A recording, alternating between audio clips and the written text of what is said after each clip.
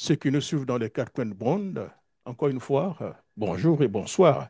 Tout dépend de l'endroit où vous vous trouvez. Bienvenue donc à cette nouvelle édition, le Labo pour Côte d'Ivoire, consacrée à l'actualité ivoirienne.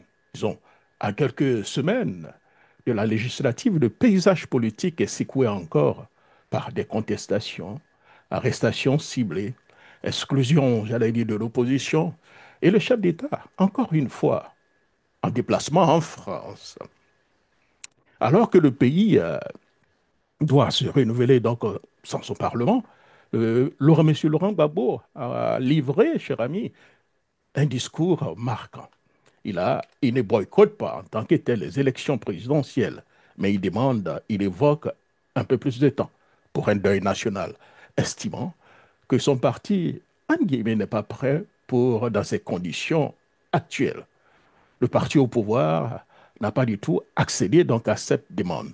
Nous voilà donc dans certainement un nouveau bras de fer, en guillemets. Pour analyser ce contexte explosif et comprendre la stratégie des acteurs et mesurer donc les risques donc, d'un braquage constitutionnel, nous recevons encore en exclusivité, après donc 2 semaines, le docteur Boga Sako-Gervais, président de la FIDOP, enseignant-chercheur, et on peut dire en exil, on ne peut pas le dire, il est en exil depuis pratiquement 4 mois. Docteur Boga Sako-Gervais, bonjour, comment allez-vous? Bonjour, cher ami et frère Jacques Roger. Je vais très bien par la grâce du divin. Et puisque nous faisons cette émission aujourd'hui exceptionnellement un dimanche, je voudrais que le divin bénisse toutes celles et tous ceux qui vont suivre cette émission et qu'elle apporte du réconfort et de la tranquillité à tous nos compatriotes et à tous les Africains et tous les gens du monde qui aiment la justice, la vérité et qui sont épris des droits de l'homme et des démocraties. Je voudrais, avant que nous n'entrions dans les sujets que vous allez certainement mettre sur la table, rappeler, du moins prendre les choses où nous les avions laissées. Pour nous, nous sommes dans un processus de quatrième mandat qui ne doit pas être. Nous avons tout fait pour que le 25 octobre n'ait pas lieu. Malheureusement, comme on le connaît à ses habitudes, M. Ouattara a fait son passage en force. D'où le terme de braquage électoral, parce qu'il n'y a pas eu d'élection en tant que telle sur toute l'étendue du territoire national. Ils ont brandi au monde un taux de participation ridicule de 50,10%, là où le monde entier sait très bien que dans plusieurs localités du pays, l'élection ne s'est pas déroulée comme il se devrait. Il faut noter également que l'État ivoirien ne veut pas le dire, mais il y a eu plusieurs morts autour d'une trentaine au globalisé, puisque nous n'avons pas les chiffres détaillés de façon Ah, précise. Monsieur Laurent Gbagbo a parlé de 71 morts. Exactement. Donc, vous voyez que là où le pouvoir ne parle que des gendarmes tués, à qui l'on a rendu hommage au nom de la République. Les autres morts, ce n'est pas le problème d'un soi-disant chef d'État. Tout cela nous amène à dire et à maintenir que pour nous, puisqu'il n'y a pas eu d'élection conformément aux principes et aux standards internationaux, M. Alassane Ouattara est président pour lui-même. D'ailleurs, dans la honte, dans la gêne, il n'y a pas encore eu d'investiture officielle. Et pourtant, on a assisté à des conseils des ministres. Et j'ai lu quelque part dans un papier où on disait, oui, mais ça s'est passé dans tel pays, tel pays. Je vois que les pays de référence, ce sont des pays africains. Or, tout le monde entier sait que l'Afrique a maille à partir avec la démocratie. Donc, quand on prend des références, il faut les prendre en Occident, aux États-Unis, peut-être même encore la France, parce que là-bas encore même la démocratie est dynamique. M. Macron est toujours perché à une éjection de son fauteuil par le Parlement. Vous voyez que la démocratie est dynamique ailleurs. Donc, quand on veut citer des exemples, il faut en citer des meilleurs et des référents. Voilà. Merci beaucoup de me recevoir et que nos compatriotes sachent que nous sommes toujours à la brèche pour que tout ce que nous avions mis en place arrive d'une façon ou d'une autre. Et nous ne démordons pas tant que ce quatrième mandat-là, il veut continuer, mais nous allons tout faire pour qu'il n'aille pas plus loin que cela. Et Merci, j'insiste. Merci beaucoup, docteur Boga Sako Gervais. Alors, nous allons donc commencer rapidement avec le premier sujet. Permettez-moi, docteur Boga Sako, qu'on revienne un peu en arrière, parler un tout petit peu du discours de M. Laurent Gbagbo, puisqu'on n'a pas eu le temps d'en parler, avant donc de parler donc des questions du jour. Docteur Boga Sako, comment analysez-vous encore les raisons avancées par M. Laurent Gbagbo pour justifier la non-participation du PPACI à ces élections législatives? Je précise, hein, pour ceux qui nous suivent, M. Laurent Gbagbo, hein, ne boycotte pas en tant que tel les élections législatives, mais il dit que son parti n'est pas prêt, qu'il faut donner un peu plus de temps pour pleurer encore les deuils, disons en parlant du deuil national. Alors, comment interprétez-vous cette position? Très bien. En tout cas, merci beaucoup. Je pense que beaucoup d'analystes observent que les deux partenaires forts de l'opposition euh, au moment de la présidentielle sont aujourd'hui à un carrefour où, d'un côté, on dit qu'on y va, de l'autre, on dit qu'on n'y va pas. En fait, je pense que l'analyse telle que faite par toi, cher frère, est très juste et précise. Dans le discours qu'il a prononcé, oui, M. Laurent Gbagbo s'est apitoyé des morts qui sont advenus, des blessés, et il a décrit le contexte. Et d'ailleurs, euh, observant les choses, ensemble, toi et moi, nous avions déjà analysé cette question et j'avais déjà produit, donné ma position, qui est qu'un parti politique, on ne peut pas lui interdire sa marche parce que c'est une organisation privée. Il y a des membres à l'intérieur qui décident. Sauf que dans le contexte actuel, les partis d'opposition étant victimes de la dictature, du verrouillage, du braquage électoral de M. Ouattara, ils ont bénéficié du soutien de la société civile et ils bénéficient encore d'ailleurs du soutien de la société civile et des populations ivoiriennes.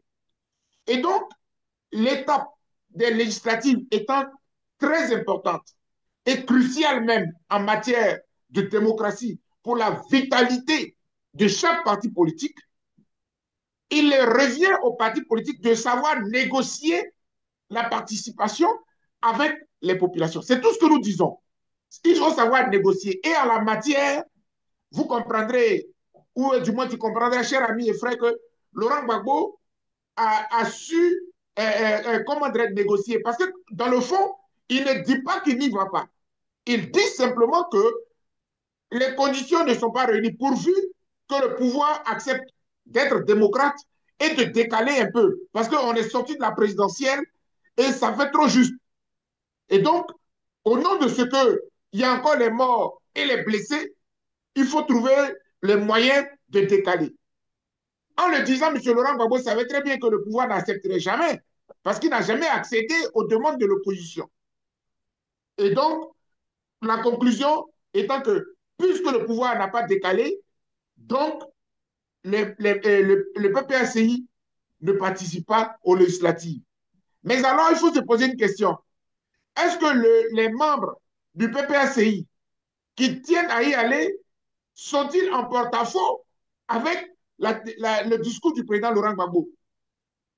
Toute lecture faite en analysant le discours du président Laurent Gbagbo, mais ça veut dire que ces membres-là ne sont pas en porte-à-faux, puisque le président a dit que le temps n'est pas suffisant pour qu'on puisse y aller. Il y a des morts, on est encore dans le feu de l'action de la présidentielle boycottée. Et donc, à moins qu'on décale, mais cela veut dire quelque part que le membre du PPACI qui pense qu'il est prêt, qui pense que ses électeurs sont prêts, qui pense que l'électorat est prêt, peut-être qu'il pourrait y aller. En ce moment-là, on ne pourrait pas le crucifier comme étant quelqu'un qui n'a pas obéi à la décision du président Laurent Gbagbo. Or, si le président Laurent Gbagbo avait dit le PPACI n'ira pas à ces élections parce que nous ne sommes pas d'accord, là c'est autre chose. Mais le président Gbagbo a dit, d'abord, il n'est pas d'accord avec la politique de la chaise vide. Donc, c'est quelqu'un qui a dit, on devrait pouvoir y aller, un parti politique est fait pour cela, mais les conditions ne sont pas réunies pour que nous y allions. C'est trop brusque. On a encore les morts sous les bras, les blessés sous les bras. Voilà. Je pense que le décryptage qu'on peut faire, voilà. Cela dit, Moi, j'ai été tout à fait clair. J'ai dit que respectons la douleur du peuple en trouvant les mots pour parler au peuple.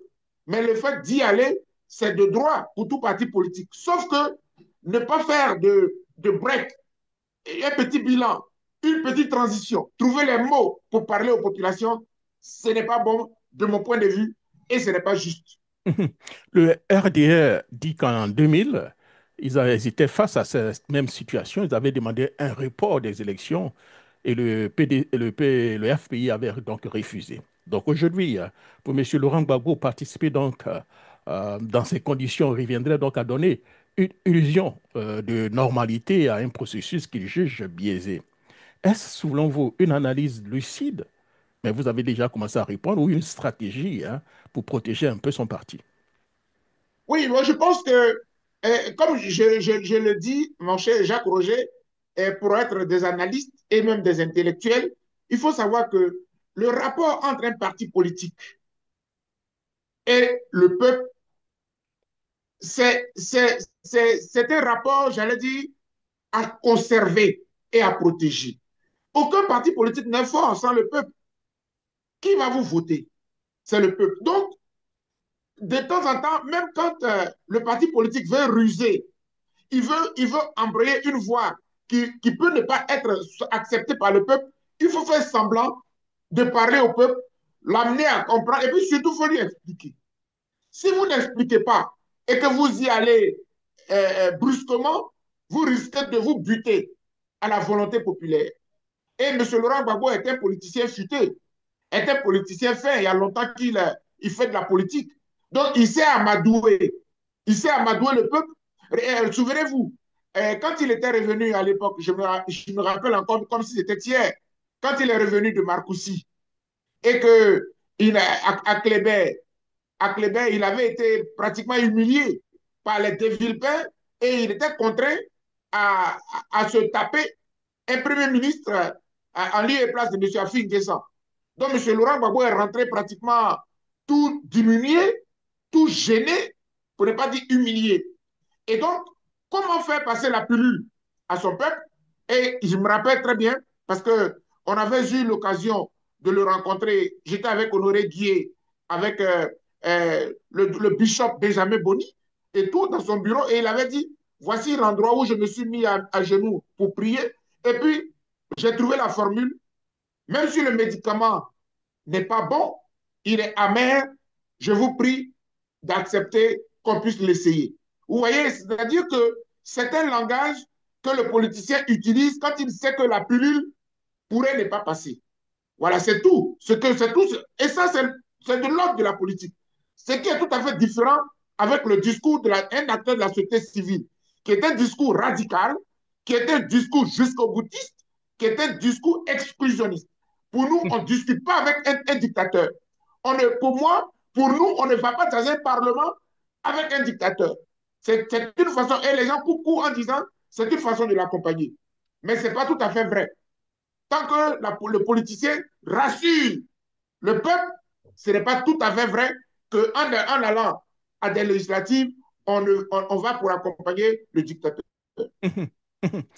Alors, docteur Bougassako, en 2000, le RDR de M. Ouattara a reconnu que participer aux élections ne pas participer aux élections législatives était une erreur. En 2020, M. Laurent Gbagbo a dit la même chose. Alors, la question que je vous pose maintenant, quel impact cette non-participation assumée, mais non boycottée, peut-elle donc avoir sur les militants du PPACI et sur l'équilibre politique de façon générale? Ce qu'il faut aussi comprendre, puisque nous sommes là pour analyser, les gens comprendront que nous analysons. Alors, je verse un autre élément de l'analyse. Et si la non-participation équivalait à tout mettre en œuvre pour que le quatrième mandat n'aboutisse pas? Je vais reprendre. C'est-à-dire que nous avons commencé un combat contre le quatrième mandat. Est-ce que la non-participation affichée du PPACI ne serait pas une façon de dire que la lutte va continuer jusqu'au bout? Parce que c'est cela aussi. Parce que quand vous ne participez pas, cela veut dire que si le mandat devrait être effectif, cela veut dire que pendant 5 ans, vous n'entendrez pas le PPACI depuis le Parlement. Vous ne verrez pas le PPACI dans les grands débats politiques. C'est ce que cela voudrait dire. Eh bien, moi, je garde pour moi l'infime espoir, fut-il infime, que ce quatrième mandat-là, d'une façon ou d'une autre, nous ne serons pas seuls, nous, la société civile, à le combattre jusqu'au bout et que certainement, on pourrait peut-être compter encore sur le PPACI et sur le TROCETRO, le mouvement TROCETRO, etc., même y compris sur le PDCI et RDA. Parce que je tiens à préciser que le fait que le président Tidiane n'a pas dit qu'il fallait adouber le quatrième mandat, il a dit simplement que le PDCI, avec tous ses leaders qu'il a sur le terrain, avec les élus qu'il a eu dans l'hémicycle dernier, il ne peut pas ne pas aller à ces législatives. Cependant, il n'a pas dit qu'il fallait adouber le quatrième mandat. Donc, nous, qui sommes fondamentalement bloqués contre le quatrième mandat, mais c'est sûr que les semaines à venir, les mois à venir, nous donneront encore de la matière. Je me mets dans l'hypothèse où, une fois les législatives terminées et que le PPACI et la société civile lancent des mots d'ordre de manifestation, mais je pense que de bonne foi, en toute responsabilité, le PDCI RDA participera à ces manifestations-là. Donc voilà. Donc ce que moi je retiens, c'est que si le PPACI a affirmé de ne pas y aller, c'est que le PPACI reste dans l'optique du combat, le combat contre le quatrième mandat qui doit se poursuivre, inévitablement et inéluctablement. Et je dis, C'est dans ces contextes, docteur Bogasako, que le chef d'État est encore une fois en France pour avant, disons, les élections législatives cette année.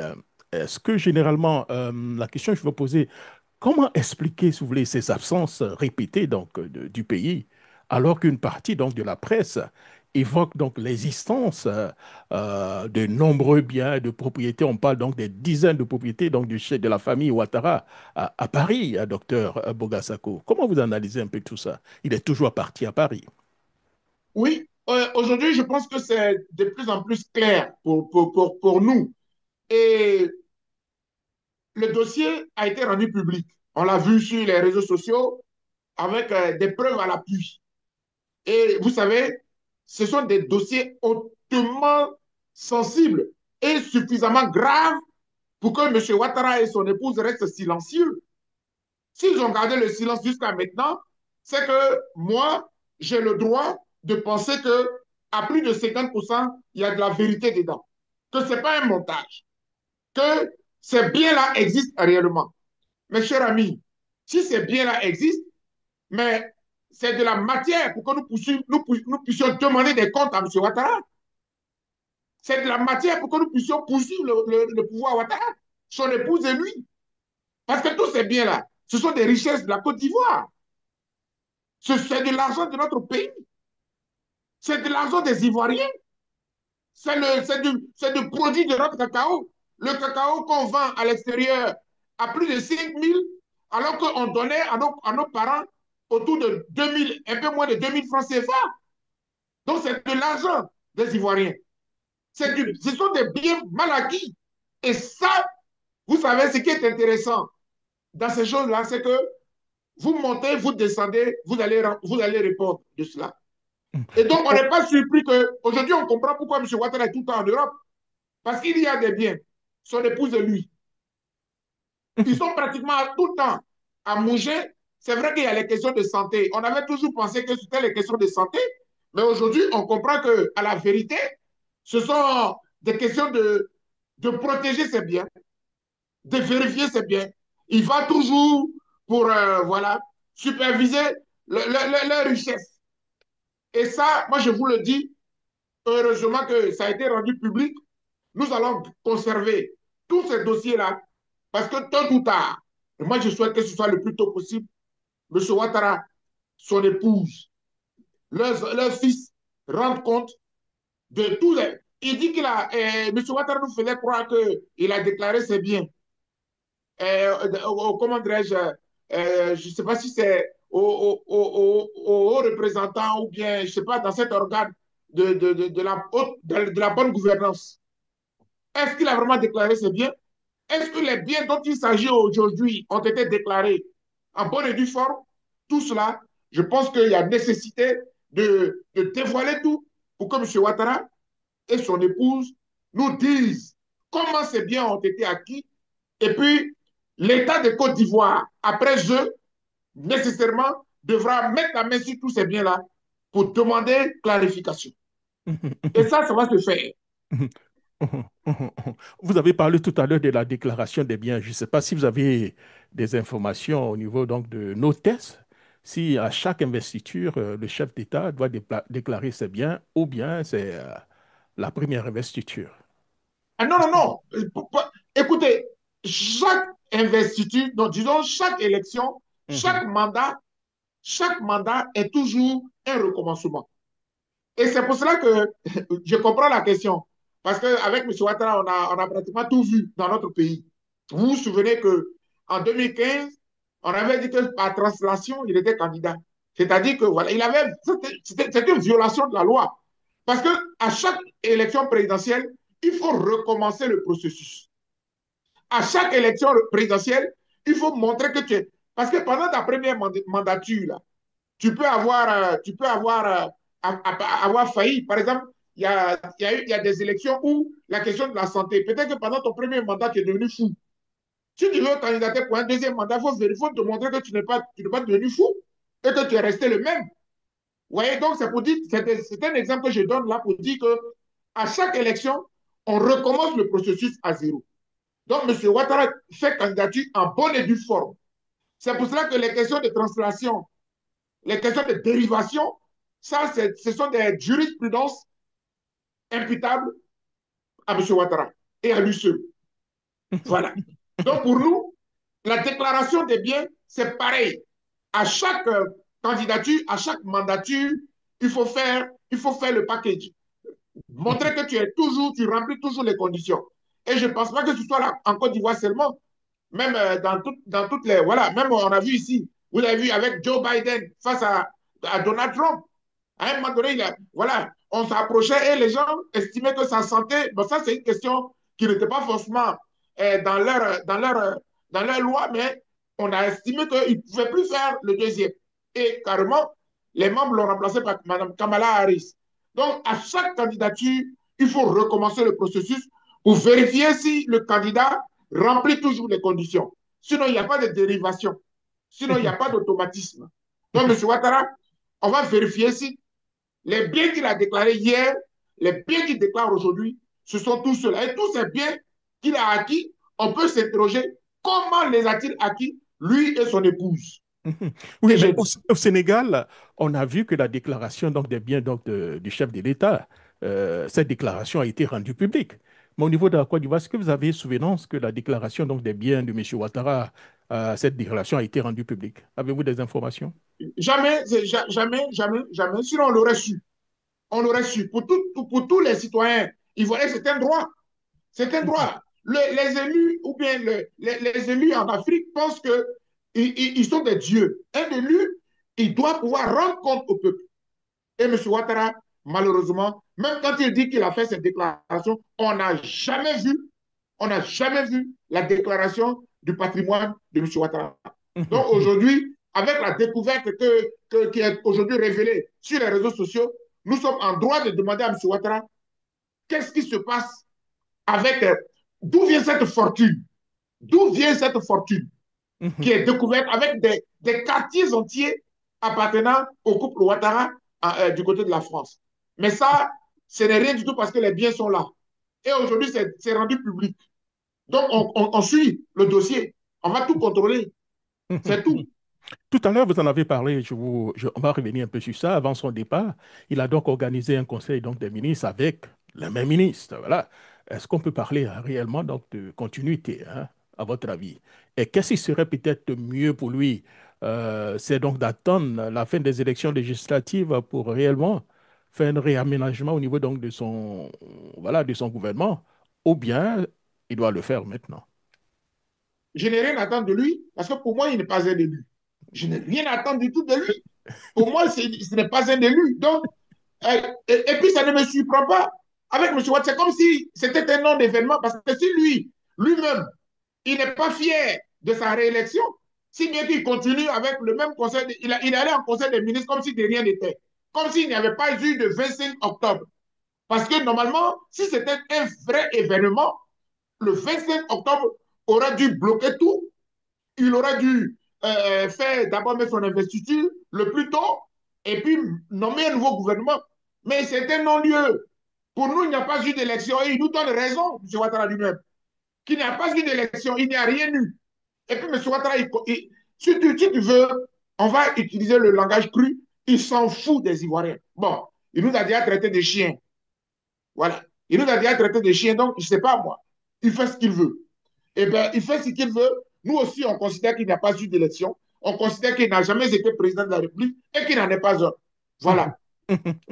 Dans ces conditions, docteur Bouga, a-t-on donc affaire à un pouvoir totalement, j'allais dire, décomplexé disons, aucune institution ne peut réellement donc le contraindre à faire quoi que ce soit. La preuve, M. Ouattara a demandé donc à son procureur donc, de poursuivre donc, des auteurs des appels à manifestation, c'est tellement tout le monde, peut-être vous et moi, et le porte-parole du gouvernement donc d'ajouter hein, y compris même des mineurs, on parle des mineurs de 11 ans. Alors, Non, non ce régime a perdu le Nord. Ce régime ah a ouais. perdu le Nord. C'est-à-dire que je crois que, je vous ai dit qu'il faut connaître la mentalité de ce dictateur-là. Ouattara est quelqu'un qui n'aime pas la contradiction. Il a été fortement humilié. Dans le monde entier, on sait que c'est quelqu'un qui brigue un quatrième mandat. Dans le monde entier, on sait que c'est un braqueur d'élection. Dans le monde entier, on sait que c'est un putschiste constitutionnel. Donc, voilà. Donc, il sait que son image est, est, est, je dirais dire, est, est souillé à jamais. Et donc, il va maintenant se venger. Et je crois que c'est un message qui est adressé aussi à tous ceux qui ne veulent pas être constants dans le combat. Avec M. Ouattara, il ne faut pas essayer une fois et puis tu vas reculer deux fois. Avec M. Ouattara, il faut être constant. Si vous contestez le quatrième mandat, contestez-le jusqu'au bout. Parce que aussi longtemps que lui, il aura subi l'humiliation, il va vouloir se venger. C'est quelqu'un qui est capable d'aller jusqu'à délivrer même un mandat d'arrêt à M. Laurent Gbagbo. Mais comme vous savez, Laurent Gbagbo est un fétiche pour beaucoup d'Ivoiriens. C'est pour cela qu'il n'ose pas. Sinon, quand vous avez vu tout ce qu'il a arrêté autour de lui, les Tamana Pikas, Lida Kwasi, etc., on sait très bien que le mot d'ordre du 11 a été donné par le Front commun. Vous rappelez, le 11, la marche du 11 octobre, c'était le Front commun. Et Laurent Gbagbo, Etienne Thiam et tout. Mais il n'osera jamais. Cependant, il va déchaîner, il va déployer une batterie répressive pour arrêter les gens, pour remplir ses prisons, pour se donner bonne conscience. Cher ami, on ne peut rien attendre de M. Ouattara. Pour nous, c'est un élu des piètres dans le monde, c'est un élu sans légitimité, c'est un élu en dehors de la légalité. Et donc, il va maintenant montrer son caractère dictatorial, il va montrer son côté dictateur au monde entier en arrêtant. Quelqu'un d'autre, quelqu'un d'autre aurait pu agir avec beaucoup plus de rationalité, en faisant un peu profil bas, en disant, bon, on s'est battu contre le mandat, les choses sont terminées, passons à autre chose, je fais sortir tout le monde de prison, et puis tout le monde fait amende honorable, on passe à autre chose. Il y a les législatives, mobilisons-nous pour aller aux législatives. Il ne va pas le faire. Il va vouloir se venger. Et donc, je pense que c'est nous qui avons raison de rester constants, de rester déterminés jusqu'au bout. Parce que nous, on est convaincus d'une chose. Ce quatrième mandat-là, il ne se passera pas. Sauf que on ne rentrera plus dans les détails de comment, parce que quand vous avez essayé une stratégie qui n'a pas marché, il faut inventer autre chose, autrement. Qu'est-ce que vous voulez dire concrètement que le quatrième mandat ne se passera pas, concrètement? Concrètement, c'est que le quatrième mandat n'ira jamais jusqu'au bout. Ça, nous, on est convaincus de cela. OK. On mettra tout en œuvre, tous les moyens démocratiques, diplomatiques, juridiques, pour qu'à un moment donné, la machine soit grippée. Et c'est ce à quoi nous travaillons maintenant, sans donner plus de détails. Et je Docteur Boga, certains Ivoiriens ne comprennent pas la position d'une partie de l'opposition et de vous et moi en demandant donc aux Ivoiriens d'aller aux élections législatives. Beaucoup parlent d'un autre braquage électoral. Ils se disent qu'il n'y a pas encore eu donc de révision de la liste électorale, le découpage électoral. Pour eux, les mêmes causes produisent pratiquement les mêmes effets. Ils se demandent alors pourquoi aller participer donc à ces élections législatives. c'est un raisonnement logique. Mhm. C'est un raisonnement logique, sauf que ici nous sommes en politique. Et en toute objectivité, l'élection présidentielle n'est pas l'élection législative, l'élection locale. Cher ami, moi j'ai quand même été observateur de l'élection. J'ai choisi la localité de Tiens-Salé. Vous savez qu'à Tiens-Salé, tout était mis en œuvre pour écraser M. Assalé Teboko. La machine du RHDP s'était déployée à Tiens-Salé. J'y étais. Il a gagné au premier tour. Ils n'ont pas voulu reconnaître sa victoire. Ils ont annulé l'élection alors qu'il n'y avait rien. On a inventé des choses en disant qu'il n'y avait pas de stickers sur certains bulletins de vote. Rien que pour annuler l'élection. Mais ils ont annulé, mais il a gagné à nouveau. Parce que dans une localité, les personnes se connaissent. Si vous allez à Bangourou, si vous allez dans les villages d'Abangourou, les gens se connaissent. Et l'élection, le même soir là, l'élu de Tia Salé, il peut savoir si c'est lui qui a gagné ou bien c'est pas lui qui a gagné. Parce qu'il contrôle les bureaux de vote, il a son représentant dans chaque bureau de vote, la liste est connue dans la localité, c'est beaucoup plus facile. Or, l'élection présidentielle, c'est autre chose. Le RHDP fait voter des morts, le RHDP a des millions d'électeurs dans sa poche que lui seul lui contrôle. Entre le résultat de Danané jusqu'à ce qu'on donne les résultats à Abidjan, parfois entre Danané même et Abidjan, les chiffres ne sont pas les mêmes. Parfois, on donne des chiffres avec des personnes. Il y a trop de choses parce qu'il contrôle la CEI centrale, il contrôle l'appareil dans lequel tout ça, les montagnes se font, ce n'est pas la même chose. C'est pour cela que, objectivement, si des gens sont bien organisés dans une localité, ils peuvent facilement gagner. Sans que le RHDP puisse faire quoi que ce soit, il n'aura qu'à constater les dégâts. C'est ce qu'Assalé Teboko a fait à Tiens-Salé. J'étais témoin. Avec la non-participation du PPACI, croyez-vous vraiment que l'opposition peut gagner les élections législatives? Bien, selon vous, il participe pour avoir le maximum de députés et d'empêcher le RHTP d'avoir les 2 tiers de l'Assemblée nationale afin donc de changer pratiquement des lois sans passer par référendum. Ah oui, c'est fort possible. C'est-à-dire que moi, j'ai toujours estimé que quand on est dans une lutte, il ne faut pas dire que la lutte, là, c'est pas mon chemin et mon chemin seul que je peux avoir la victoire. Pour déstabiliser M. Ouattara, mais vous ne pouvez pas le faire seul. Il faut aussi admettre que d'autres stratégies peuvent accompagner la stratégie dans laquelle vous vous trouvez. C'est pour cela que vous rappelez, cher ami Jacques Roger, du moins tu te rappelles, quand on analysait les deux voies de l'opposition, ceux qui voulaient aller à l'élection, on ne les a pas crucifiés. On leur a dit seulement ce qu'il y a une incohérence entre ce qu'on s'était dit et puis là où ils s'en vont. Et que là où ils s'en vont là, c'est sûr qu'ils allaient être ridiculisés. On a eu raison. Mais cependant, on ne les a pas empêchés. Dans aucun de nos discours, on a demandé à quiconque de les boycotter. On a dit, bon, s'ils pensent que par là, ils peuvent sauver la Côte d'Ivoire, qu'ils y aillent, mais nous, on n'y croit pas. Nous, ce à quoi on croit, c'est de bloquer l'élection. Il ne faut pas que les Ivoiriens aillent voter, etc., etc. C'est ce que nous avons fait. Et aujourd'hui, ça agit sur le taux de participation, même si la CEI de M. Ouattara a gonflé le taux de participation.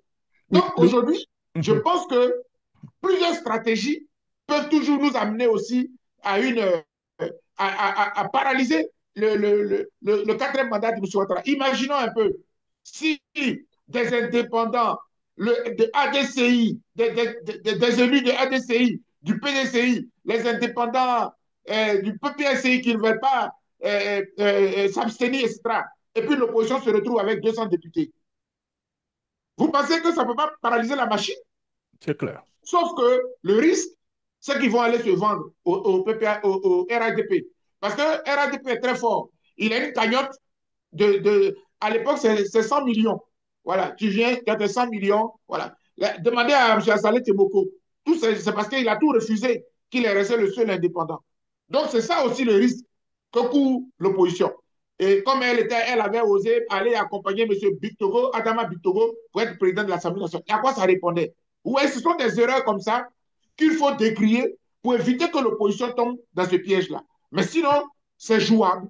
Comparé à la présidentielle, qui n'était pas du tout négociable, qui n'était même, il ne fallait même pas y aller. Là, je veux dire que c'est jouable.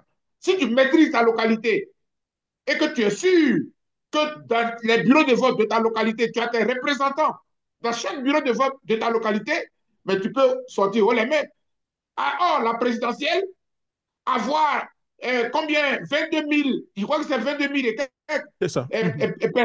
voilà, 22 000 dans chaque bureau de vote, c'était énorme. Et ce n'est pas donné à tout le monde. C'est de l'argent. Et tout le monde n'était pas, tous les candidats de l'opposition n'étaient pas assez prêts pour cela. Voilà. Selon vous, l'opposition doit exiger la libération. On a parlé donc de près de 1700 jeunes qui sont aujourd'hui en prison et aussi demander que l'État respecte la loi en donnant l'argent des partis politiques avant d'aller aux élections législatives. Je, je vais te décevoir, cher ami et frère. Je vais décevoir les Ivoiriens. Ouattara, on ne lui demande rien. C'est lui qui donne. Il est le bon Dieu sur terre. Est-ce que, objectivement, est-ce que c'est normal qu'avant la présidentielle, les partis politiques n'aient pas reçu leur argent? Non, C'est de l'argent des Ivoiriens, ce n'est pas l'argent de M. Ouattara. ça fait depuis 2 ans, depuis 2 années. Ce n'est pas sérieux. Mais pourquoi il le fait? Il se dit, je vais vous asphyxier. Je vais vous priver de votre argent. Les Ivoiriens ont prévu de l'argent pour leur parti politique. M. Ouattara dit, je ne donne pas. Et puis, il n'y a rien. Donc, c'est à cet homme-là qu'on va demander de libérer les prisonniers. Non, nous sommes obligés de nous battre. Ne refusons pas de nous battre. Si nous ne voulons pas nous battre, M. Ouattara va nous faire coucher tous. Et il sera. Et puis, oh, tout le monde va faire allégeance. Je vous assure, si Afin Guessa avait fait allégeance, il aurait eu sa part. Les autres n'allaient pas avoir leur part. Hein. Lui seul, il va avoir sa part. Donc, si le PDCI peut faire allégeance, il aura sa part. Le PPCI aura sa part. Mais tant que M. Ouattara, vous le combattez, vous n'aurez rien. Et non, comme ça, on ne peut rien attendre de lui. Moi, je suis persuadé que bientôt, les prisonniers vont être libérés. Moi, je suis persuadé que bientôt, ce combat-là, nous allons le gagner. Attendez seulement et vous verrez. Et j'ai dit. Alors, rapidement, quelle stratégie concrète pourrait donc empêcher le RDR devenir RHP, donc d'atteindre les 2 tiers de l'Assemblée nationale? Est-ce qu'on peut parler d'une coalition PDCI avec les indépendants que nous sommes en train de voir? Vous avez parlé de surveiller aussi donc les bureaux donc, de vol, compilation parallèle donc des PV, actions judiciaires et autres. Selon vous, quelle stratégie maintenant? Est-ce que M. Laurent Gbagbo, ayant décidé donc de boycotter, est-ce qu'il doit demander à ses partisans d'aller voter pour l'opposition? Comment voyez-vous un peu tout ça, la stratégie qui doit être mise en place? C'est de la haute politique, mon cher ami Jacques Mhm, Roger, c'est de la haute politique. Si mhm, vraiment le président Tidiane Thiam s'était rapproché du président Laurent Gbagbo et que les deux ont parlé pour créer le front commun, je pense que les deux devraient pouvoir renouer le dialogue parce qu'il n'a pas, d'ailleurs, il n'a pas été rompu. C'est pas parce que le PDCI a dit qu'il va participer et que le PPACI a dit qu'il veut bien participer à condition que M. Ouattara décale. Que les deux, il y a un hiatus. Moi, je pense que les deux devraient pouvoir parler. Ils devraient pouvoir se parler. Pour pouvoir, un partenaire, on aide un partenaire, hein. Ça peut être stratégique que le PPACI dise qu'il ne participe pas. Ça veut dire qu'il veut toujours rester dans, continuer la bataille. Le PDCI aussi, en y allant, il va présenter au PPACI ses arguments selon lesquels, depuis le Parlement, on peut toujours paralyser le quatrième mandat. Donc, donnez-vous les moyens, parlez-vous. Ça, c'est de l'ordre de la politique. Nous, on a notre voix qui est qu'on ne reconnaît pas M. Ouattara. Il n'est pas président de la République et par tous les moyens, ce régime ne doit pas atteindre les 5 ans. Et puis, nous nous donnons les moyens, nous travaillons à cela. Mais nos moyens ne sont pas la prise des armes, malheureusement, pour M. Ouattara. mhm. Merci beaucoup, docteur Bogasako Gervais. C'est moi. Avant de vous laisser partir, est-ce que vous avez un mot de l'espoir pour vos compatriotes qui vous écoutent? Alors, je vais dire à tous les Ivoiriens, ce combat-là, si nous sommes rentrés dans ce combat, c'est par conviction et par foi. Parce que on ne peut pas accepter l'injustice. Et je suis persuadé qu'ils sont des milliers, pour ne pas dire des millions, les Ivoiriens qui ne peuvent pas subir ce quatrième mandat. C'est 5 ans avec M. Ouattara à la tête de notre pays. Ce n'est pas possible. C'est pour cela qu'il faut que nous soyons tous mobilisés. Parce qu'on a marqué un break, puisque une bataille a été, comment dirais-je, perdue. Parce que M. Ouattara a tué encore des Ivoiriens. Mais ce combat, nous devons le poursuivre. Contre le quatrième mandat, là, nous devons le poursuivre jusqu'au bout. Nous, on a toujours de l'espoir. Parmi nous, il y en a qui pensent qu'en allant au Parlement, ils peuvent contribuer à paralyser ce quatrième mandat. On peut leur accorder le bénéfice du doute, c'est parce que l'élection présidentielle est différente de l'élection législative. Au niveau législatif, c'est local, on se connaît, donc on peut prendre des dispositions. Mais ceux qui ont décidé de ne pas y aller, restez toujours dans le combat parce que pour nous, ce quatrième mandat-là, il ne doit pas avoir lieu. Et j'ai dit que Dieu bénisse la Côte d'Ivoire et tous les Ivoiriens. Merci beaucoup, docteur Bogasako Gervais, pour C'est ces moi. éclairages essentiels. Et ce soir, nous retenons donc une qualification, disons, qualification importante. Laurent Gbagbo ne boycotte pas. Il demande un temps. Il parle du deuil national. Il estime que son parti n'est pas prêt. Il ne refuse pas donc de cautionner donc un processus, j'allais dire qu'il juge, il refuse, j'allais dire, de cautionner un processus qui juge donc biaisé. Donc voilà, cher ami, portez-vous bien et puis nous allons donc tenter donc d'avoir le docteur Bogasako Gervais, pourquoi pas la semaine prochaine pour un autre sujet. Au Dieu revoir. fera. Merci. Au revoir.